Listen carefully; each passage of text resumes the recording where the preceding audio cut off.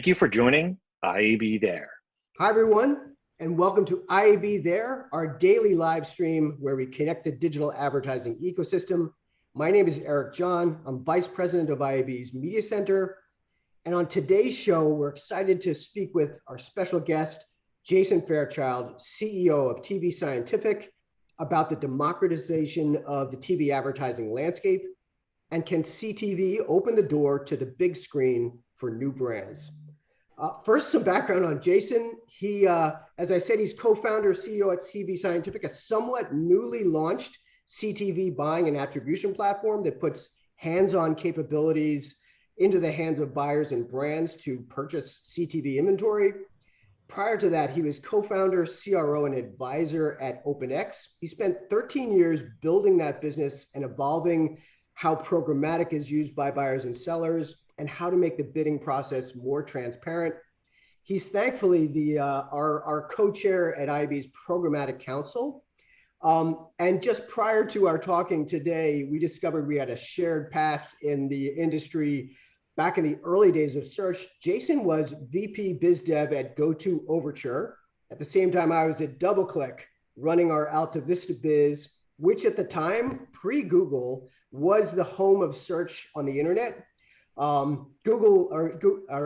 had launched DoubleClick was working hard to essentially create a biddable, search monetization platform. And if you remember those days, Go-To and Overture executed on that. Alta Vista said, we're not going to dirty up our search results. So just amazing to think about what has happened over the past 25 years in terms of the monetization and the needs of performance advertisers. So Jason, I'm psyched to talk to you about, having seen what you've seen, the evolution of monetization, programmatic, et cetera. What do you see as the opportunity in CTV, in particular for bringing these new brands and bringing an eye towards performance in television? Yeah, I think you have to start with, from my vantage point at OpenX, I looked at CTV and how the market was evolving, and the audience was obviously moving quickly there. So if you look at CTV and you compare it to other more mature marketplaces, so search or social, for example, a couple of striking differences pop out.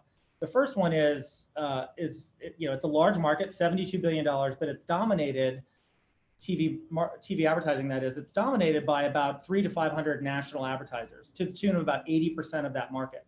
And if you compare that with search, where there's 9 million advertisers, it's a huge, huge difference. Same thing with social. So I think the opportunity is to make CTV a marketplace where there's millions of participants and not just a few hundred.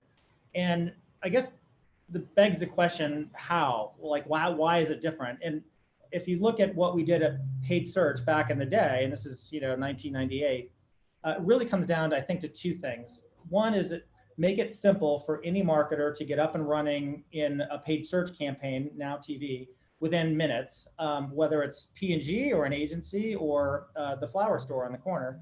And then related to that, make the measurement self-evident. So by self-evident, I mean you put $1 in and you get, in the case of paid search, you might get a click. In social, you might get a click, or it might be ROAS.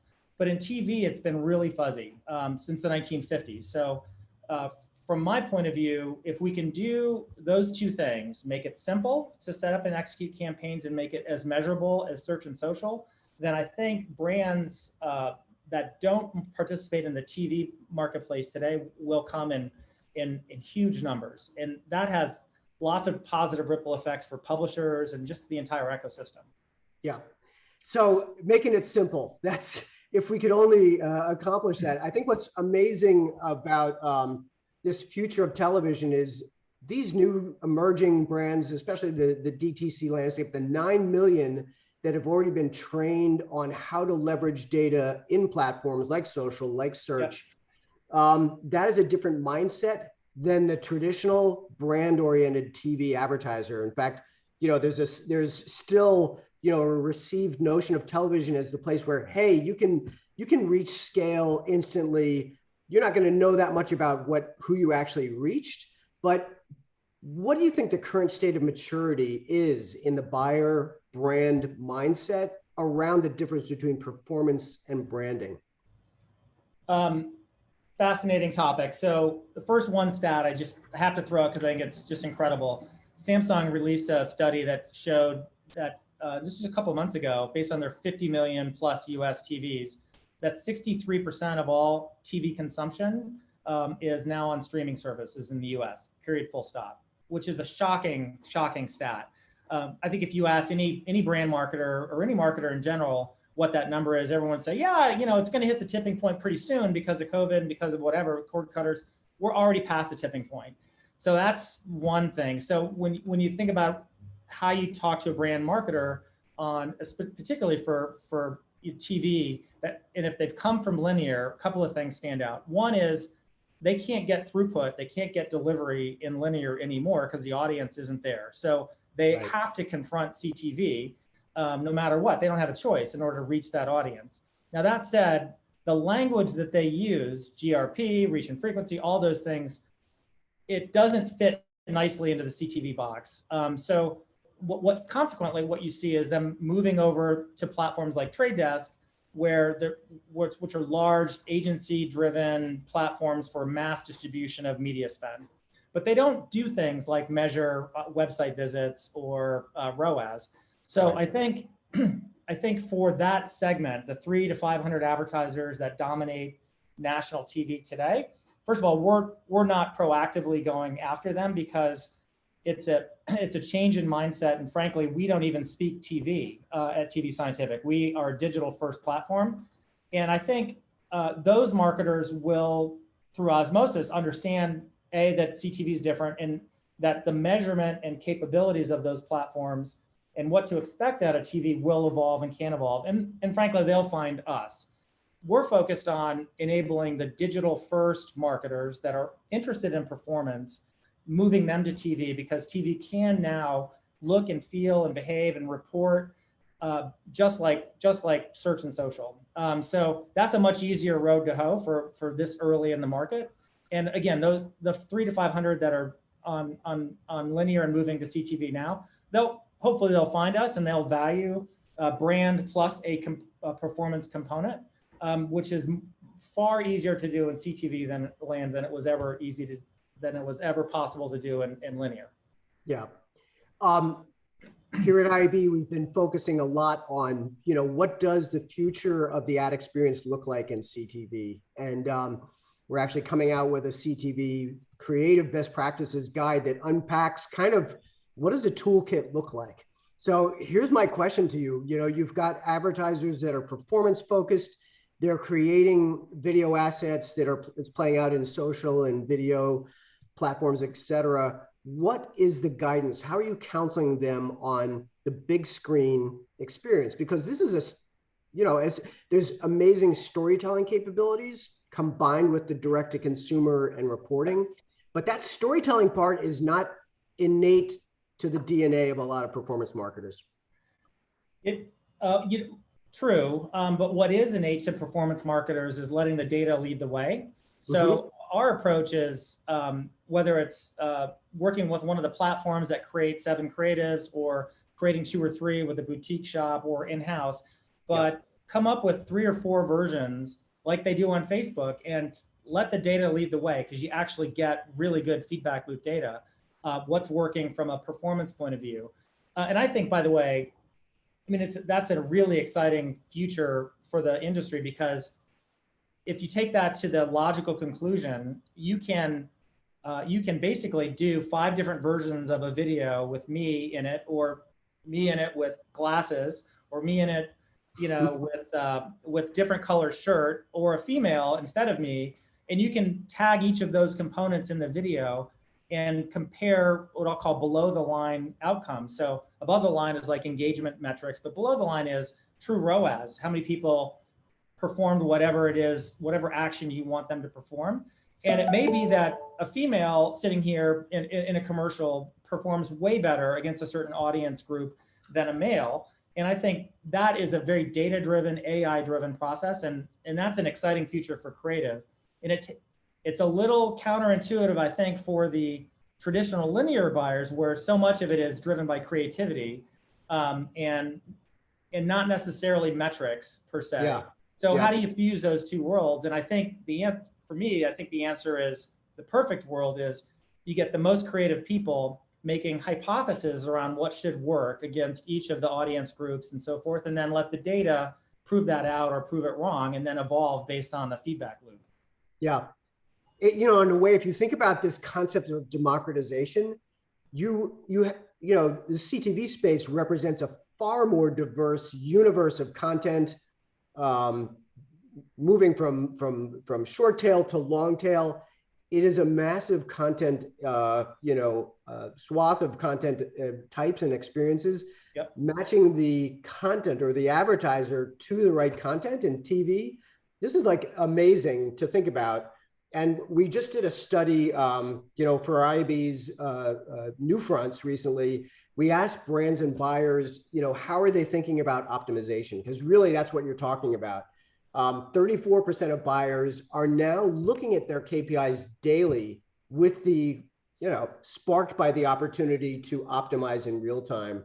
That is a far cry from the old days of a monthly, output report, post report from TV.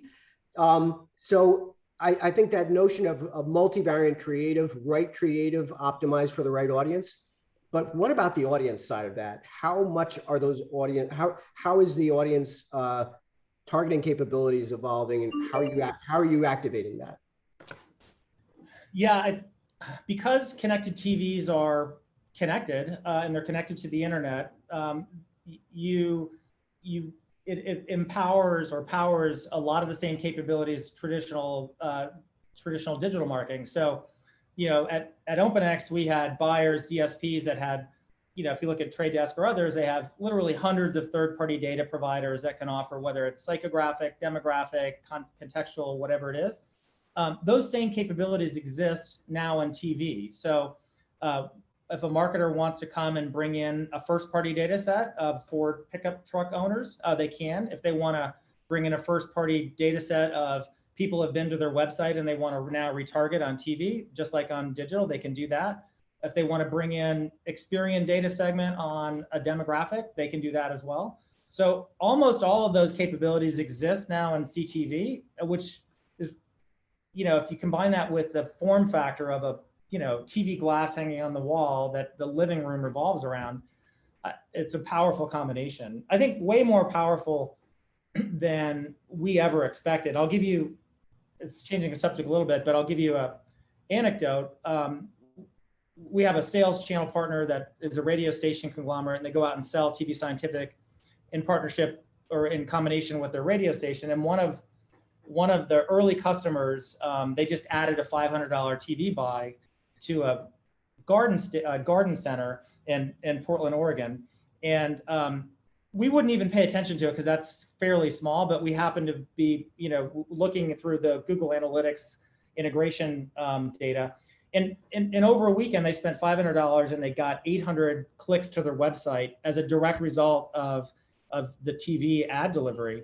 And we know that deterministically, it's not a panel-based thing. So to me, that was shocking because not since paid search have I seen something so cause and effect, high impact. And it was actually lower cost than paid search. And it led me to believe that, hey, I think TV may be a whole lot more powerful than any of us ever thought, because we couldn't measure it. And then the last click attribution that digital is built around sort of gives all that credit to Google or Facebook or whoever was the last touch. So I think we may have been buying into a false narrative because we've been blind on the measurement side for so long. So it's really exciting to dive into this and help people understand that it's a multi-touch world. It's not a zero-sum game from an attribution point of view. And when you deliver a TV ad and then a Google paid search happens within 15 minutes of that ad for that brand, maybe there's a correlation. And then working out with the brand, what's the right weighting? It's not all TV and it's not all Google. There's got to be something in the middle that's accurate. So all these multi-touch models and media mix models, I think are going to get far more powerful and more important as people understand the true value and impact of TV. So that all makes sense. It's exciting to think about regional and local spend which is actually equal to national. People don't realize that, massive opportunity. Everyone lives somewhere. Yeah. But what I'd love to have you talk about is you're kind of opening up the larger question of value and pricing for advertisers.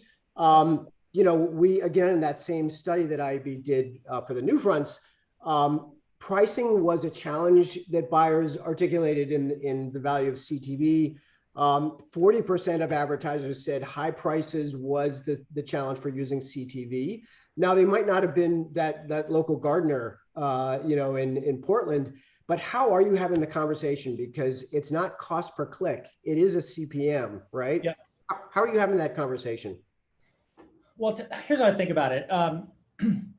If a couple of data points. So I think Roku's average CPM clearing price based on their last earnings call is somewhere around $35 for CTV. Trade Desk is somewhere around $25.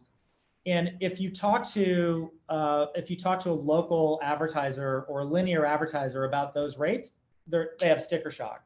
They're like, whoa, we can get spots for $3, $10, whatever the number is. So it is definitely a topic. And the reason, it's important to understand the reason for this is all those platforms, Roku, Trade Desk, you name it, they're all fighting over the same 300 to 500 brand advertisers. So if I'm a publisher, let's say Discovery Channel, just random example, I have a sales team. I need to protect my sales channel. So my pricing, my rate card, I need to protect that. So when I make inventory available programmatically, I can't make it for $10 because I have my salespeople out there selling it for $25. Consequently, when you look on those platforms, you see floor prices of $25 and $35. But that is all in the paradigm of selling to 300 advertisers.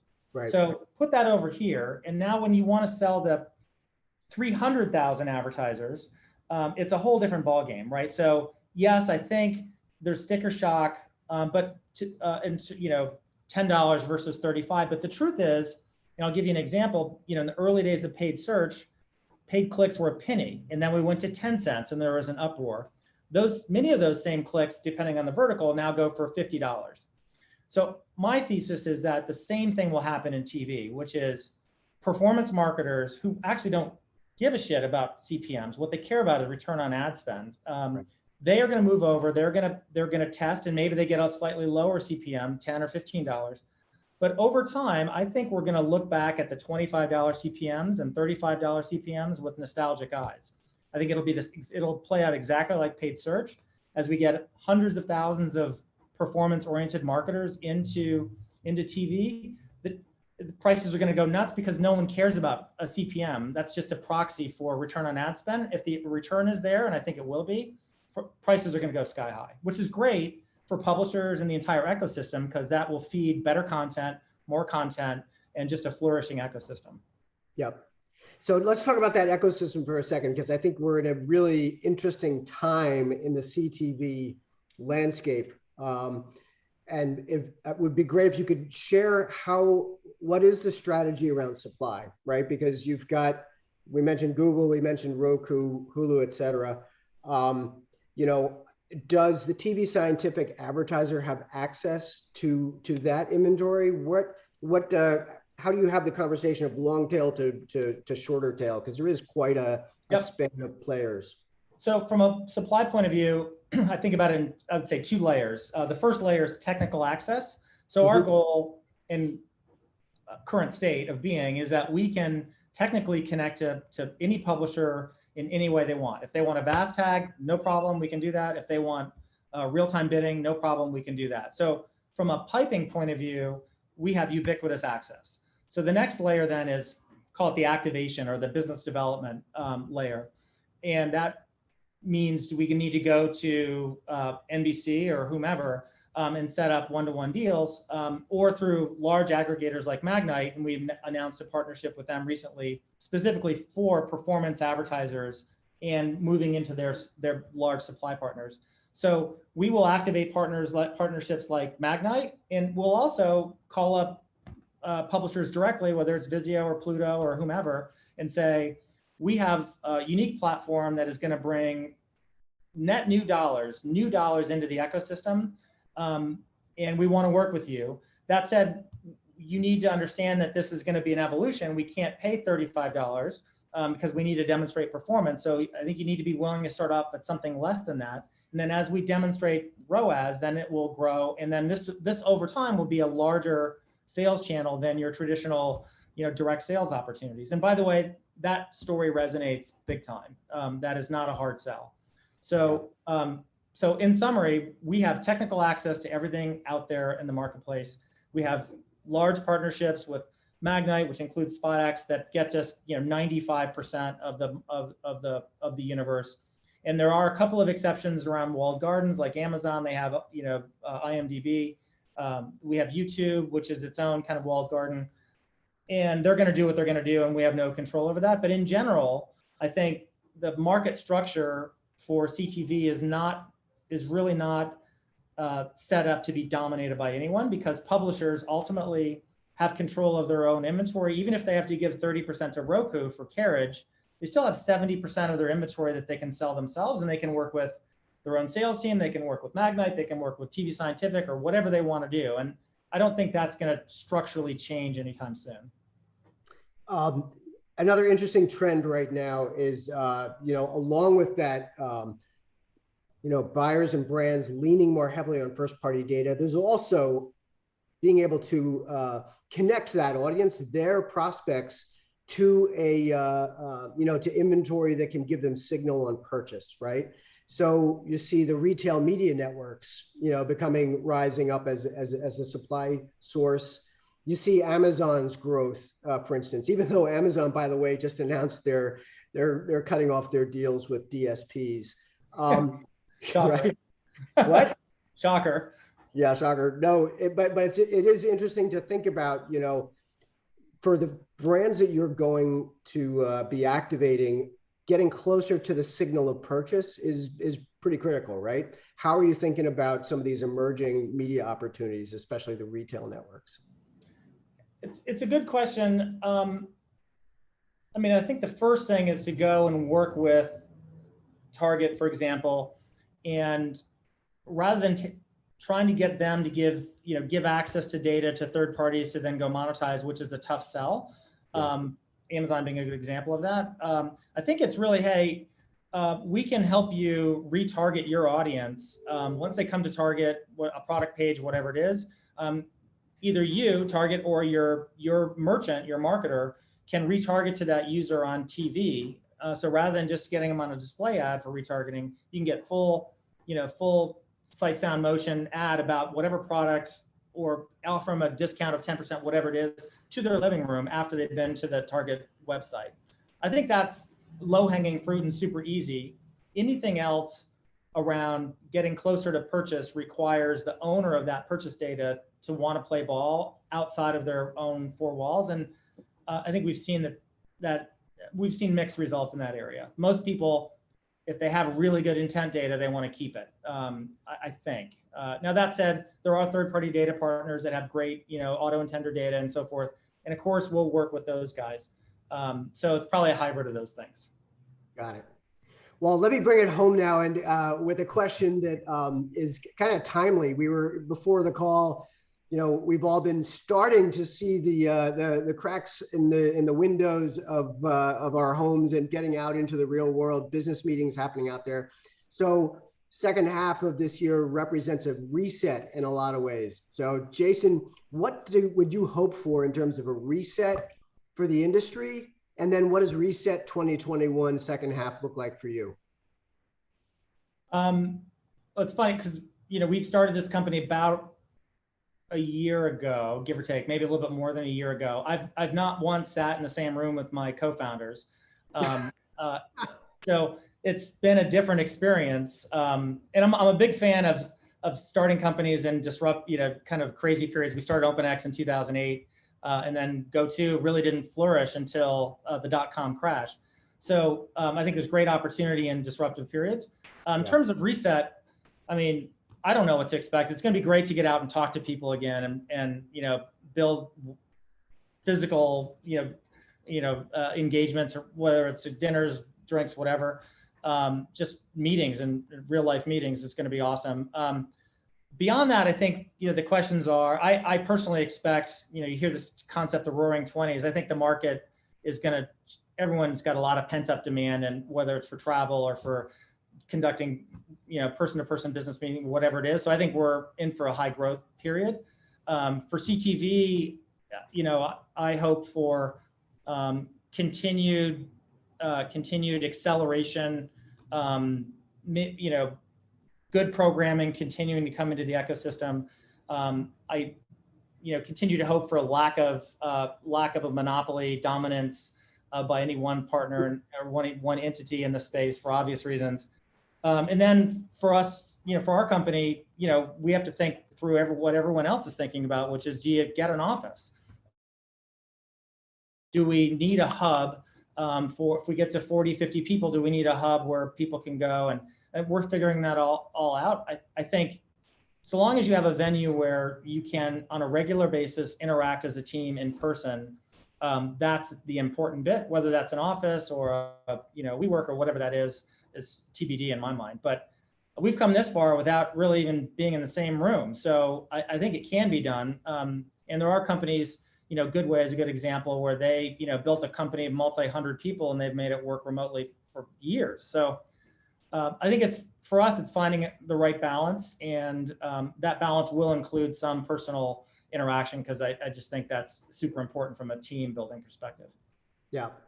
Ultimately, it's about sharing insights, and face-to-face is certainly where it all begins. Well, I want to thank you, Jason, CEO of TV Scientific, for sharing your insights, where things are going and where they've been. It's an amazing journey you've been on. Thanks again for joining us. My name is Eric John. IAB There is a production of the Interactive Advertising Bureau. Our show today was produced by Connor Healy. Thanks so much for watching. We'll see you at the next one. Thanks again, Jason.